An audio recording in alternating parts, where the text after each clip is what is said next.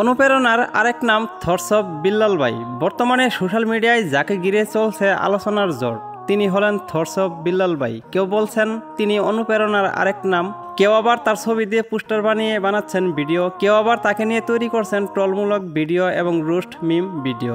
এমনকি কেউ কেউ ভিডিওতে জুতা খুলে জুতা পেটার হুমকিও দিচ্ছেন। তবে সবগুলোই হলো যার যার নিজের জায়গা থেকে ভাইরাল হওয়ার দান্দা, নিজে ভিউ কামানোর দান্দা। তবে যে যেরকম পারিবারিক শিক্ষা নিয়ে বেড়ে উঠেছেন, সে সেরকম মন মাইন্ড নিয়েই ভিডিও বানাচ্ছেন। আবার অনেকেই তাকে অনলাইন আইডল মনে করছেন। অনেক তরুণ তরুণী তার অনুকরণে কন্টেন্ট ক্রিয়েশন শুরু করেছেন। তার জনপ্রিয়তা এতটাই যে অনেকেই সরাসরি তার ভিডিও ডাউনলোড করে নিজের ফেসবুক পেজ অথবা ইউটিউব চ্যানেলে আপলোড করছেন। এই জন্য তিনি অনেকেরই কপিরাইট এবং কপিরাইট রিস্ট্রাইকও দিয়েছেন।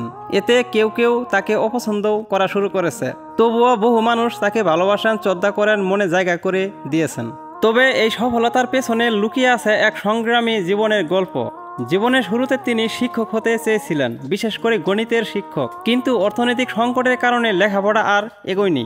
বাধ্য হয়ে কক্সবাজারের এক রেস্টুরেন্টে চাকরি শুরু করেন। সেখানেই কফি ও উন্নত মানের চা বানানোর দক্ষতা অর্জন করেন এবং সেই কাজের ভিডিও টিকটকে আপলোড করতে থাকেন। টিকটকে ভালো সাড়া পেয়ে ধীরে ধীরে কাজ শুরু করেন ফেসবুক ও ইউটিউবেও। আর সেখান থেকেই শুরু হয় তার কন্টেন্ট ক্রিয়েটরের জার্নি। তবে তার জীবনের আরেক মোড় আসে এক ব্যর্থ প্রেমের মাধ্যমে। একজন ভুল মানুষের সঙ্গে জীবন গড়ার স্বপ্ন দেখেছিলেন তিনি, কিন্তু সেই মেয়ে তাকে ছেড়ে চলে যায়। এই ধাক্কা থেকে জন্ম নেয় এক প্রচণ্ড আত্মমর্যাদা বোধ, অহংকার ও প্রতিশোধের আগুন। যেভাবেই হোক আমাকে বড় হতেই হবে, এমনটা ভেবেছিলেন বিল্লাল হোসেন। সেই লক্ষ্যকে পাথেয় করে তিনি কাজ করেছেন মনোযোগ দিয়ে, হোক সেটা কফি হাউসের চাকরি কিংবা কন্টেন্ট নির্মাণ। সবখানে তিনি নিজেকে দক্ষ হিসেবে প্রমাণ করেছেন। তার সেই চেষ্টা, মনোবল, শক্তি ও পরিশ্রমের কারণে বর্তমানে তিনি একজন সফল কন্টেন্ট ক্রিয়েটর। তবে এখানে থেমে যেতে চান না তিনি। ভবিষ্যৎ পরিকল্পনা আরো বড়।